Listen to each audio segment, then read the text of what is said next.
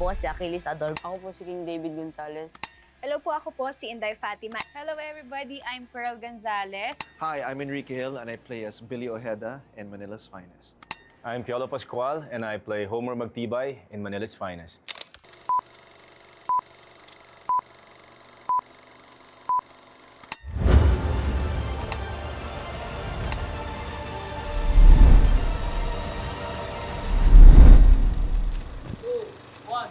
Huwag kayong magulo. Mga anak ng polis ang nandito sa table na to. In the movie, they play the two sons of Homer Magtibay, karakter ni Papa P. Yung experience ng paggawa ng pelikula, pakikwento sa amin. Yung experience po, para po siyang talagang, parang ganyan po. Yung parang 1960s po talaga. Ang laking bagay ng mga props doon, pati mga costume, ganyan. Amoy ano din po talaga, luma. Amoy luma talaga. Luma po talaga. Saan kayo nag-shoot? Sa Manila lang po. Okay. Nagulat po ako. Kasi po, first time ko po makita ng mga ganong gamit.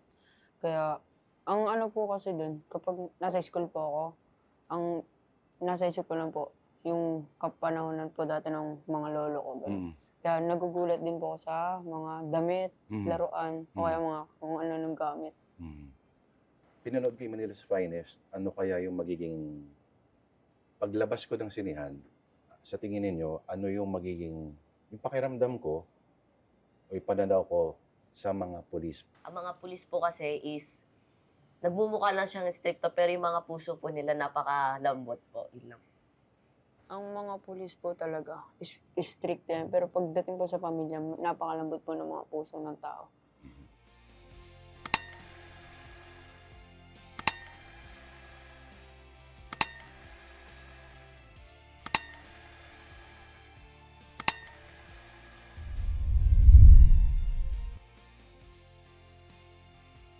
Ang iyong karakter dito ay asawa ka ng bagong hirang na parang kumbaga hepe ng kapulisan.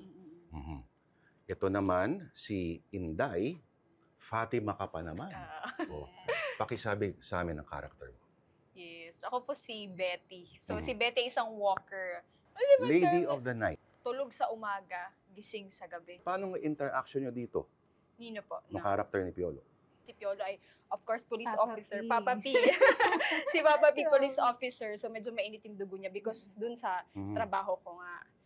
Ako naman, parang ang ginanapan ko doon, isa akong first lady. Asawa ko ni Rico Blanco. Si Rico Blanco yung isang police na mataas yung posisyon. Ano ang naging insight ninyo sa mga tao noong mga panahon yun kung ibabase sa mga ginanapan ninyo mga rules? Insight niyo about the era, about the Pinoy at that specific point in history siguro. For me, napaka-technical nung role na to and yung insights ko nga from before than now. And then, syempre, parang kailangan mo din talagang aralin, no? Kasi hindi siya basta-basta, hindi pwedeng, hindi mo masabayan yung mga co-artists mo na inaral din talaga yung role nila. Like si Rico Blanco, may pinapanood siyang speech kung paano mag-speech nung araw. Ako naman siguro insights ko dun sa, kasi dati siguro yung mga police officer, grabe yung integrity sa paninindigan sa buhay, Sir Lord. So, yun yung natutunan ko din sa film kasi most of this police officer talagang may paninindigan sa buhay. Gang member ang biktima. Malaking gulo ito. Akala ko ba under control niyo na yung mga gang? Sputnik ang nagsimula ng gulo. Kayo rin natatapos nito. Wala nang susunod na mamamatay. Kuha mo. Survive and thrive. Ang ironic dyan, hindi ba dapat siya'y practical kasi siya'y mas jaded at dahil mas nauna? Yeah. The character kasi of Ken speaks about the times.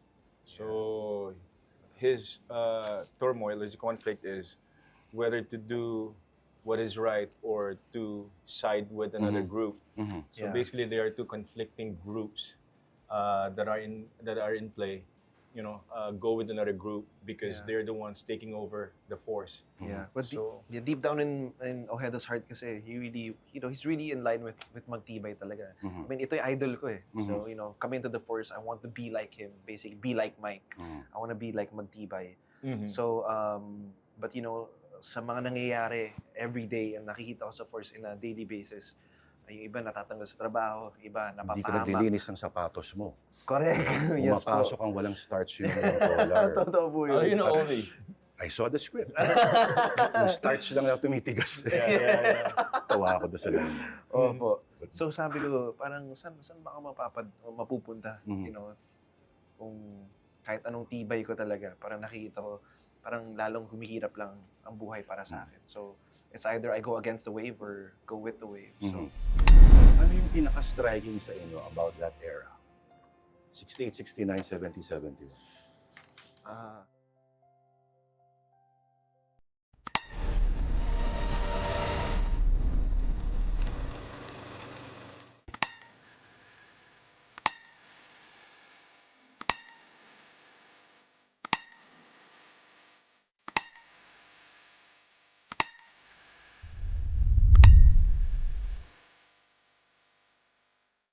Ano yung pinaka-striking sa inyo about that era?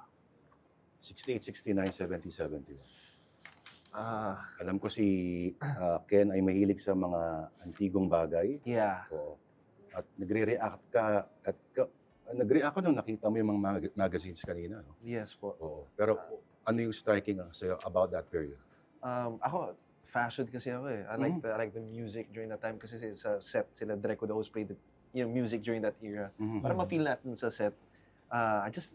Random sa mga lamps. Mahilig po ako sa mga lamps and old stuff. Mga telepono before. Because we had, my mom used to collect a lot of antiques growing up. So sa bahay, ang daming mga antiques. But parang binenta ata yung iba, the rest are in auction or something.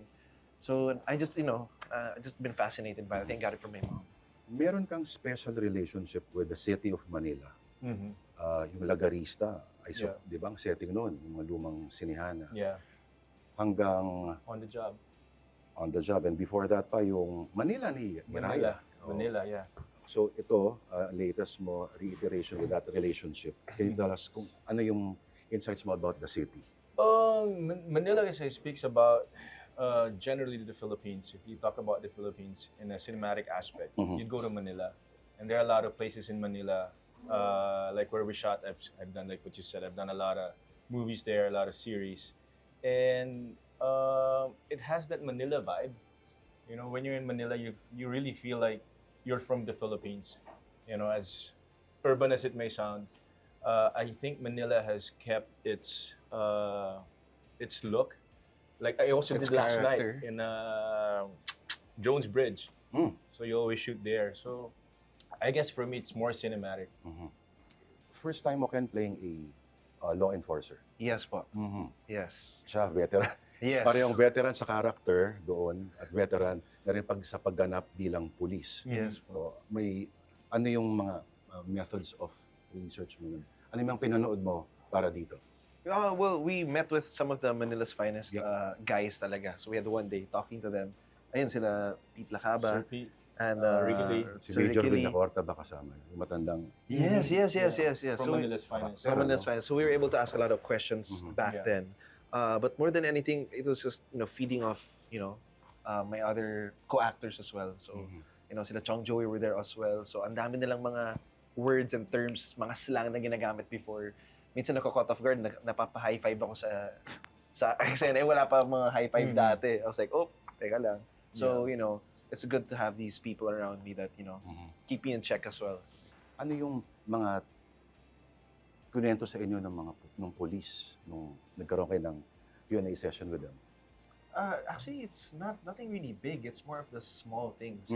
How they were as a group, in the force, amongst each other within the precinct, and we just observed yung demeanor niya.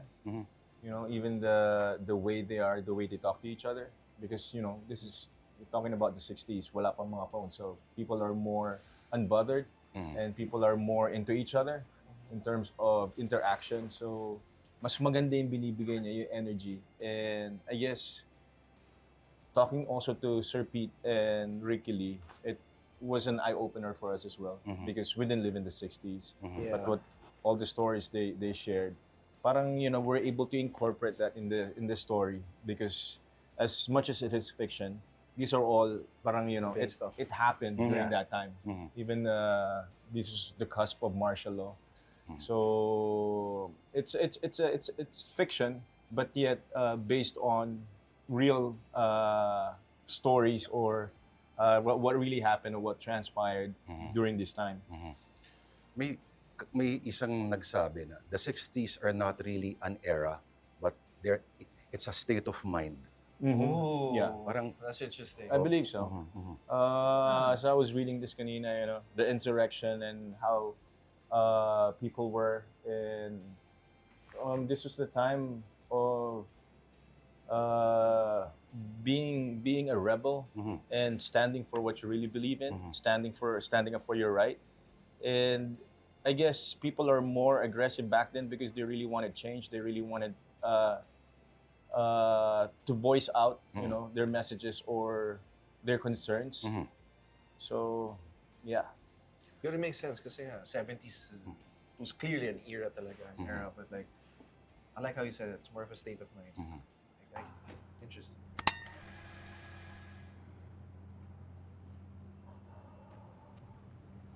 Wala na siya.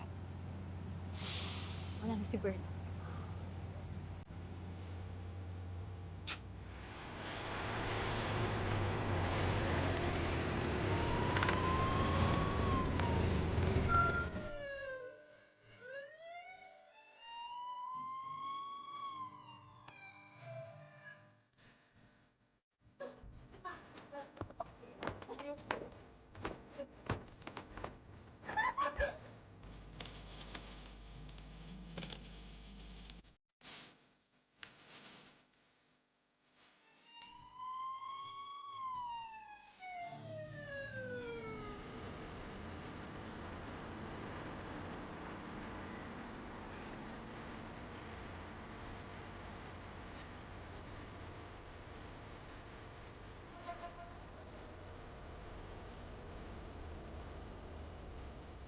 where you grew up, may ganun pa rin bang yung ano ba yung naging tingin sa kapulisan? Siguro, until now naman din, parang andun pa naman din yung respect even though, syempre maraming tayong naririnig, madaming issues.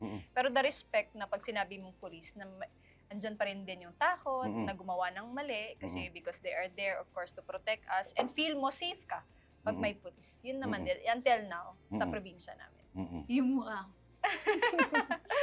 O lalo, sa inyo, ibang-iba kasi yung environment. Probinsya. Iba yung mga concerns. Yes, Oo. Kaya critical yung role talaga ng police role. Tatay ko police, would you believe? Totoo? Yung era na yon, in theory, part siya ng batch nung 69, 68. Tapos, of course, kung pupunta kami kasaysayan, ibang-iba sila noon kasi may atleta, may mga nag-abogado, yung mga professionals talaga, no? At hindi ganun karami yung mga pumapasok, no? So piling-pili talaga. So in a way, yung phrase naman nila sa finest ay kahit borrowed lang siya from sa Amerika, Los Angeles finest, New York's finest. In-apply dito yon, so parang may ano pa rin siya, may kumbaga hinahanap na standard sa sino mang mag-apply. Of course, they are humans. They are human din na may mga flaws, pero they still live to reach that certain standard, kumbaga. Pero hindi ko kumbaga, hindi mo basta-basta, hindi ka basta-basta magiging police. Oo. Kailangan talagang interesting din. firm ka din sa Yung term na papasukin. mamang police, ewan kong pinabot nyo pa yun. Yung may mamang police, ganun. Sa Throughout the malumang years, film. nagbabago yung image ng mamang police. Si Raymond Red, this is his first directorial project since forever. No? So, pakikwento sa amin yung experience. I would say it all fell into place, you know, in accepting the job as a director as well as a DOP.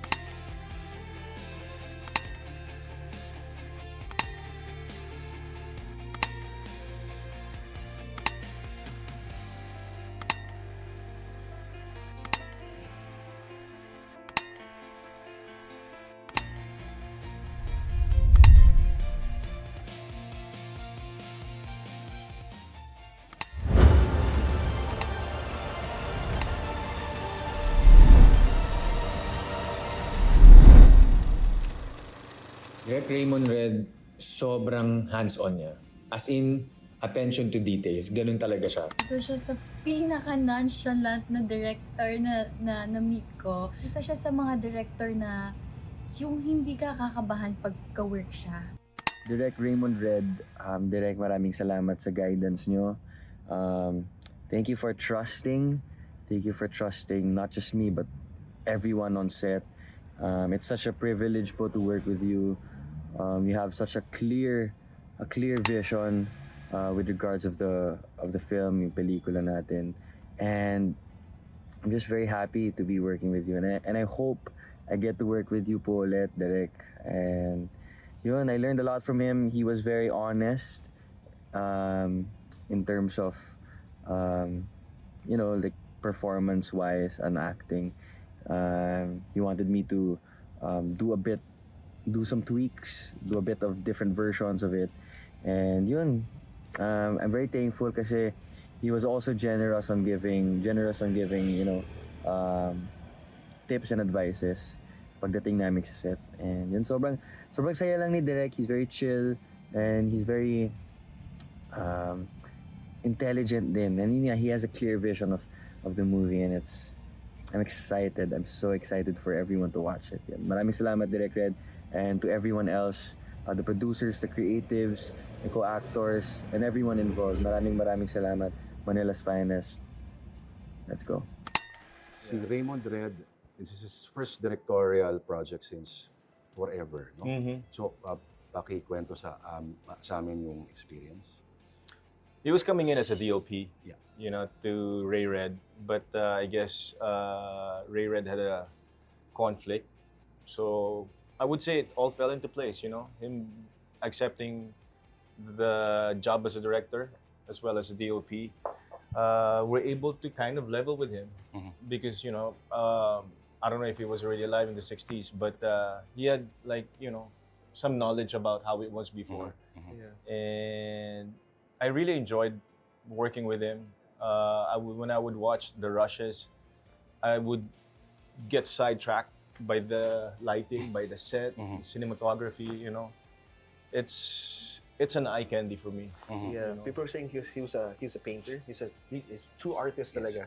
So he said when he mounts his shots, parang it's like a portrait, like a painting talaga. So pag nakita ko, I'm like, whoa!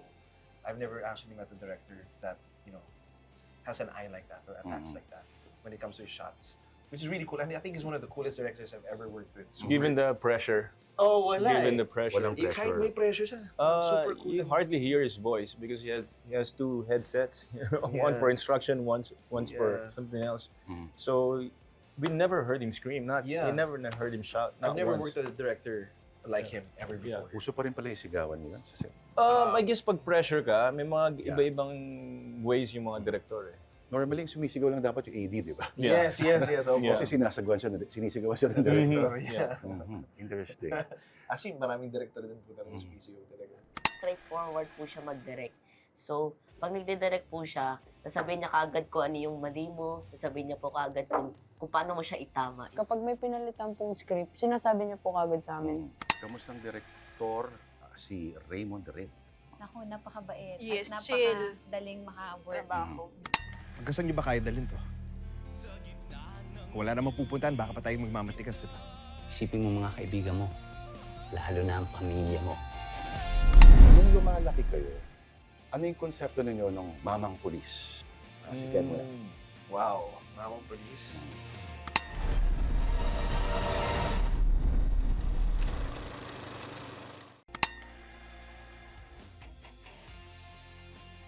Isa po ako sa anak ni Sir Piolo Pascual. Doon po magsa-start yung conflict namin since si Sir Piolo po is isang pulis, ako po ay aktivista.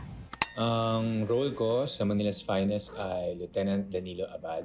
He is part of the Philippine Constabulary. Nung shoot namin yung rally scene na though nakasama na naman ako ng mga rallies, pero yung part na yun kasi, syempre, 1969 eh. So, syempre, makikita mo na iba yung, talagang parang na-transform kami dun sa situation ng pre-martial law era na gano'n na nakikipaglaban pa rin at parehas pa rin yung pinaglalaban ng mga tao. Kahit ngayon, yung pag-call out sa maling mga nagagawa ng gobyerno natin, na parang kaya memorable siya sa akin kasi gano'n ka-relevant yung pelikula na. Ako po si Dylan Menor and I'll be playing Patrolman Efren Tagoyonon. And sa pelikulang ito, ang aking mentor po ay si none other than Kuya Piolo Pascual, which is si Lieutenant Magtibay. And si Patrolman Tagoyonon, he really looks up to him. He looks up to Lieutenant Magtibay. Bawat galaw niya, ginagaya niya, or in a sense, parang he just wants to become a better policeman just like him. And Patrolman Efren Tagoyonon he is nervous, but at the same time, he is eager to learn. He is excited. He's eager to learn anything related about the police, about being a police, the job, and the duties and the purpose of being a policeman. Nagbabago yung image ng mamang pulis. Sa tingin nyo, nakatulong yung image halimbawa ng mga sila FPJ. Half ng role niya ay police officer siya, di ba? So paano sa tingin niyo yung pag-shape ng popular culture sa image ng police? Pwede mo natin pag-usapan yun. At sa tingin niyo yung take-away ng viewers pag napanood nila to, kung ano yung magiging impression nila sa mamang pulis? Siguro may similarities man din meron. kay Malaki din. FPJ tsaka sa Manila's Finest. Kasi when we say about Manila's Finest, they are the best in what they do, in the field. So, syempre dun kay FPJ, parang ganun din yung mga role niya. Talagang tapat din siya na may pinaglalaban din sa buhay. So, yun yung feel ko somehow connected din and magka-similarities dun Pero sa... iba't ibang klase ang pulis sa Manila's Finest. May mabuti at may masama. Pili ko parang kahit saan, may ganun. Yan. Nung lumalaki kayo, ano yung konsepto ninyo ng mamang pulis? Si Ken mo na. Wow, mamang police. Ano, ever since before, I don't know, may just a little bit of fear. And it depends on the person siguro, but I always felt fear, some medyo sketchy. But there's some people na very approachable, feel very safe. I think it just depends on the person. Really case-to-case basis. But yeah, hindi naman nawawala yung both sides. But I think now, coming into now and getting a glimpse of their life, I respect them a lot more. They're also humans as well. That's I think one of the things that we tend to forget. That they have to make decisions under pressure. Natatakot din sila. Na kinakabahan din sila, even though they're trained not to. They're still human at the end of the day. So, yun lang, that they're also very vulnerable, and they also make mistakes. But hopefully they learn from their mistakes, and ang mahirap doon, they carry with them forever. So, yun lang, they're also very human, just like us. So, yung mistake ng character niya, may extracurricular activity. Tinanong ko kanina yung dalawang bata. Alam ba naman character niya na may ate kayo? Alam naman daw. So, one big happy family. Yeah. So, yes, same question. Yung konsepto ng mamang pulis. Authority. Authority. Okay. Authority. Yeah, growing up, when you need something, especially sa mga traffic, parang when you see a cop, you're safe. You can always ask them anything. What's your favorite cop movie? Oh, there's this comedy film that used to, I think was it Police for yung it was the Force, it's a comedy. Pero Naked Gun? No. No, I love Leslie Police Nielsen too. Academy? Police Academy. Freaking love that one. Parts man. 1 to 5. Yes, with the African American na medyo animated na. Yung, the guy who makes different voices. Yes! Oh my gosh, I'm sorry. I think I'm going too loud. But Police Academy, I love Favorite that. ko rin yan. Favorite ko rin. Freaking love that film. Ano pa ba?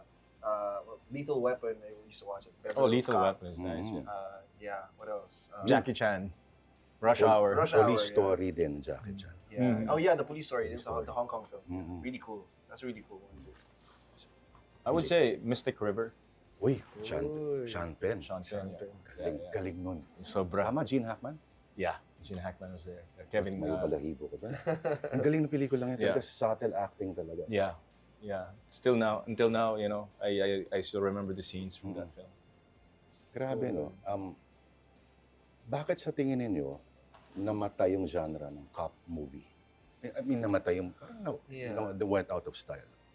Well, Parang after we FPJ. became more Western, I guess. And it's hard to compete with action films that come from Hollywood because of the budget, because of the explosions. And why watch something as small as what we can offer if we can watch? Yeah, I think yun ang pumatay sa atin more than us. I think the business talaga, the business. Parang they notice, we can just do rom-coms and dramas, you know, without anything huge, no effects and everything, and it's making box office and making money. So why spend? But I think that's a misconception because even in spite of all those effects, yung story pa rin ng, kasi ngayon, marami nang nalulugi na mga super sci-fi extravaganza. That's true. But yung storyline is, I think in the end, they still look for the storyline. That's true. Yeah, I mean. Yeah, but they just have more options nowadays, I guess. So it's hard to force them to watch your movie. Kasi when they create these rom-coms and love stories, it's not just a single project. It's like a whole yearly thing. You know, it's they're creating a whole team up that's gonna last not only for this project, but it'll continue for a decade or even more. We should know. Was playing a cop in a movie is everything that you expected? A little bit. I just thought hindi ako bagay to be cop at first. Too pogi? Hindi. What? No. I don't know, maybe too white? You know, but Hindi ka mga pulis. Ang puti mo eh. Sigurado po ba yun? But you know, I was like, I mean, I felt really comfortable in my uniform, and I just felt really cool. Yeah. Hindi na ako sanay na hindi humawak sa belt. Your whole stance. I loved it, man. I loved it so much. I enjoyed it so much. Talaga. I wasn't expecting to enjoy it as much as I did. This is your nth cop movie. Meron siyang mga, let's say, possible political reverberations kung isa-stretch mo yung discussions. So, kung i-compare mo siya doon sa ano yung common denominator ng mga psychology ng police? Man, I was gonna say for this character is very idealistic. But I guess if you compare it, put it side by side with other cop movies, I guess it's the pride of being a cop. The pride of your job, what you carry, the badge, and that shouldn't be used, in a wrong way. Yeah, parang in the thing kasi sa kanya, we're fighting for what's right, pero the people up top are the ones running everything and making it. Which is happening now. Yeah, exactly. So it's just like, then what is this badge even for? Like, what are we fighting for? Yeah. Diba? So tayo nandito sa labas, araw-araw. Sa mga cop movies, diba, yung give me your badge. Susuko bag. Your badge and your gun. Yung dalawang yun, symbolic. Yes. Pero itutuloy pa rin nila yung kaso. I'm still on this case. Kaya yung modern mythology, ay mga police yung mga main characters. Yeah, that's true. That's really true. Kapag ang audience ay nanood, ano yung ina-expect ninyo na magiging yung pakiramdam nila after walking out from the theater? it will make them think, you know, who they should trust, if they should trust the system, or what they stand for as a citizen.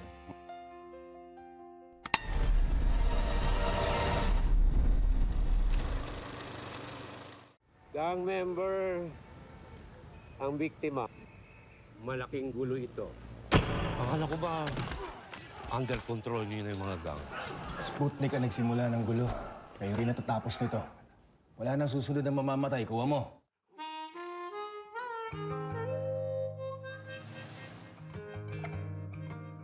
Bata pa lang ako. Ito na yung gusto. Maging pulis. Iba ho pala, ano? Hindi lang pala sa labas may kalaban.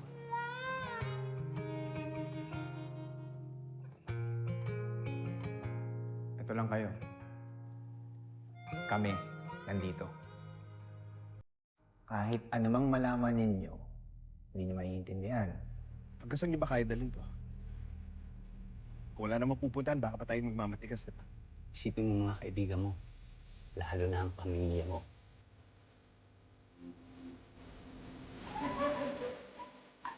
Si Cecil, classmate ko. No boyfriend mo na? Hindi ho. Hindi pa.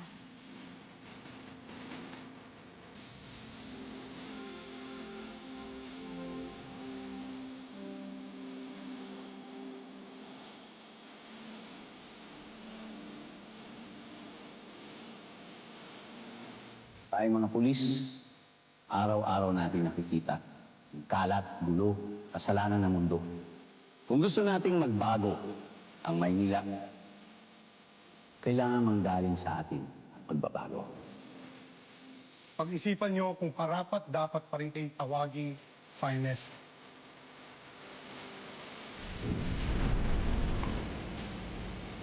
It's hope. Yung paniniwala nila na maganda pa rin ang mundo at may gaganda pa.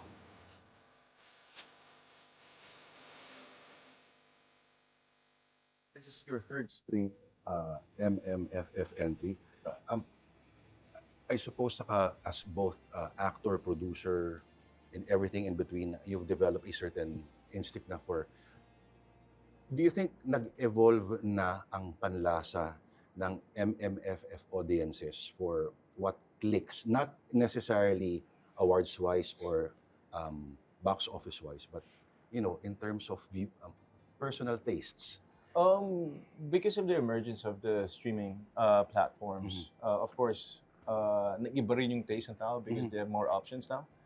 But as a Filipino, I guess we look forward to the film festival because wala kang ibang choice kundi panoorin yung mga Filipino films.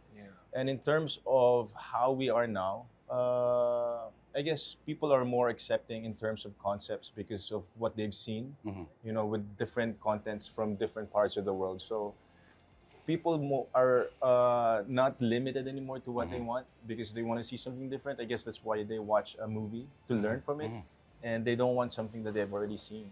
And for the festival, you know, it's highly anticipated, but it's still a family thing. Kapag ang audience ay nanood, let's say, yung henerasyon na mas bata sa atin, sa inyo pala, kasi marami, pag sa akin, marami yun. Ano yung ine-expect ninyo na magiging yung pakiramdam nila after walking out from the theater? It's an assessment of the current state of the nation. They will realize the value of family, the value of our society, because we had a lot of scenes wherein we dealt with activists, a lot of riots, and it will make them think, you know, who they should trust, if they should trust the system, or what they stand for as a citizen. So it'll give you that kind of reflection. And I guess for me, my bottom line is still love for the country. Love for the country. Ako naman po, for me to see them, you know, to see them in a different light, maybe have another, you know, perception of them as well. Na, you know, the force minsan are also forced. you know, to do what they have to do. Yeah, minsan. just to make both ends meet. Just to make both ends meet, to be able to survive, you know, just to be able to stay in their job and keep their job. And I'm not defending any of them, but just to see that, you know, there are always two sides to a story, and that's it. And also to be awed by Direct Raymond Red's masterclass in directing and cinematography. You're gonna enjoy it. Oh. Kailan ka magde-direct? Feeling ko doon ka papunta eh. Producing lang. Yeah. Halimaw ako pag nag-director. Ayoko maging masama ugali ko. Hindi ko kaya. I can't. Pauso niyo ulit yung sigawan sa Oo, hindi ko kaya. Nako po. Mas makikita ng artista, okay na ako. May sumisigaw pa rin kahit may may mga speakers and amplifiers. Well, pag pressure ka kasi, wala talagang choice. You know, if you have a big cast and you know you have to control the environment for people to shut up and just, you know, be quiet. Big scenes. Hindi mo makakontrol eh. Sumuulan. Pero si Direk Raymond talaga, siya lang yung nakita kong director na pressure pero nandito lang. Dito tayo. Okay, alisin niyo yan dyan. Ganun talaga siya. Super chill. Ganun talaga Sarap siya. kasama. Oo, yeah. Baka mas stressful pa si Nick. Sobra. Kaya nga, blessing talaga yun. Direct Nick. Blessing yun. Ayun. Maraming salamat. Alright. Thank you, sir. Congrats pala sa